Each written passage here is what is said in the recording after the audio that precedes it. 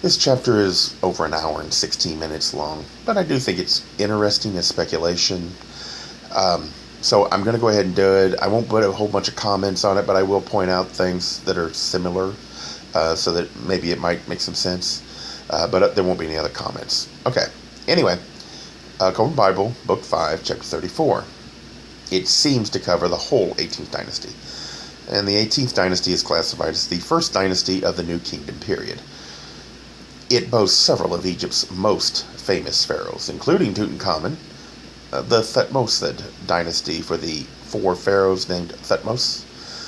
Its famous pharaohs of that dynasty include Hatshepsut, Akhenaten, his queen Nefertiti, and then there was King Nefertiti, which I assume they believe is the iconic Queen Nefertiti. MAN 3443.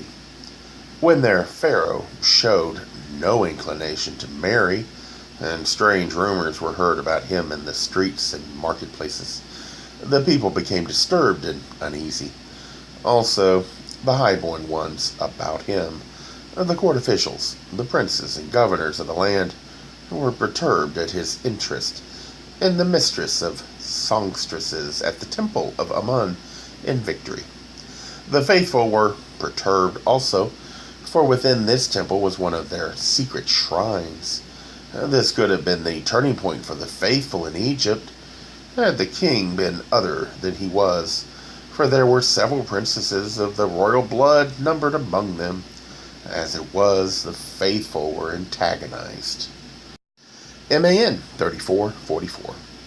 The new form of worship introduced by this pharaoh was simple enough outwardly, and had all the symbols and ceremonial beloved by the people with sufficient substance in it to attract the spiritually inclined.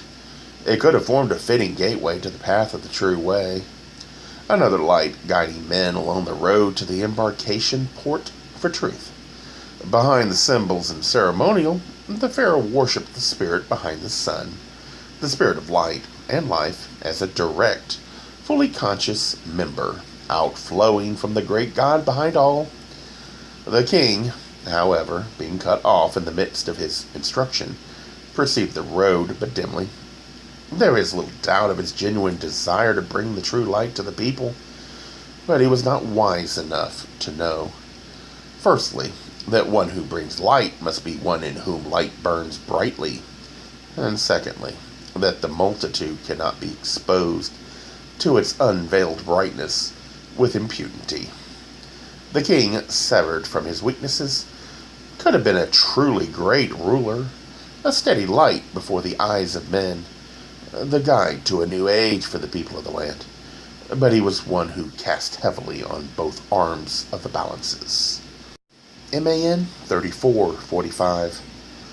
Nabhatan knew enough of the secret mysteries to realize that he would need a new place of worship, uncontaminated by previous concentration of the twin powers, if he were to succeed in opening even the first door. Therefore, he moved his court to a new city, within which was a temple, outwardly dedicated to the new light, which he enshrined before the place of flame.